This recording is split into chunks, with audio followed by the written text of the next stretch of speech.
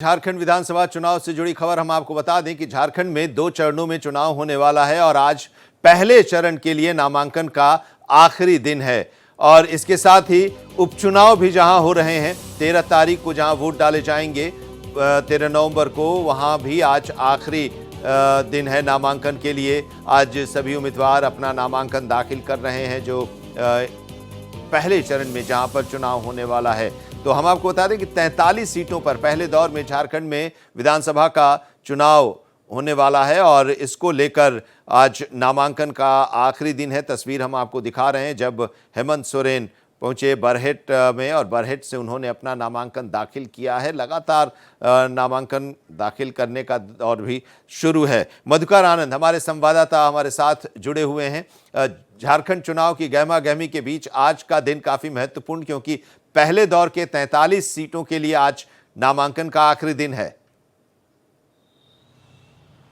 बिल्कुल, देखिए आनंद जी, और नामांकन की बात आपने कही तो एक बहुत महत्वपूर्ण बात ये भी है कि कल चूंकि नक्षत्र पुष्य नक्षत्र था और गुरुवार का दिन था, इसलिए दिन बहुत शुभ था और झारखंड में रिकॉर्ड नामांकन हुआ है।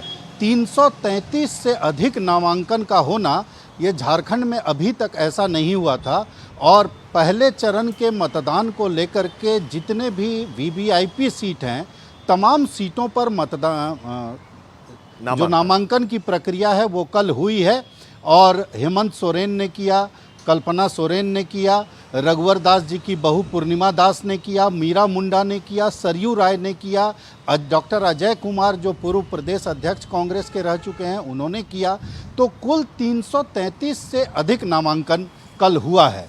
दूसरी अगर बात कहें तो जैसे जैसे पहले चरण के मतदान की तिथि नज़दीक आ रही है, ये देखा जा रहा है कि पहले जो सिर्फ बीजेपी में बागियों की फौज खड़ी हो रही थी, वो फौज अब बाकी जगहों पर भी खड़ी होती चली जा रही है।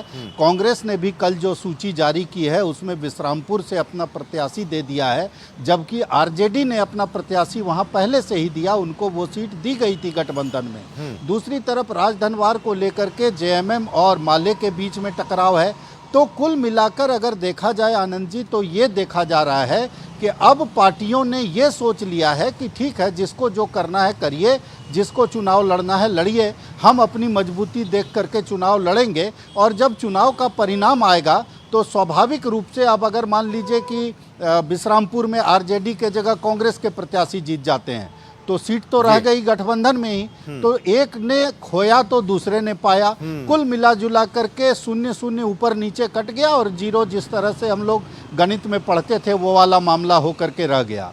तो अब पार्टियों ने ढलान पर छोड़ दिया इस गठबंधन के मामले को और तमाम पार्टियां जो है अब ये सोच रही हैं कि किस तरह से जिस पर हमारे प्रत्याशी हैं उस प्रत्याशी पर जो भी समीकरण हो उसमें जीत सुनिश्चित हो।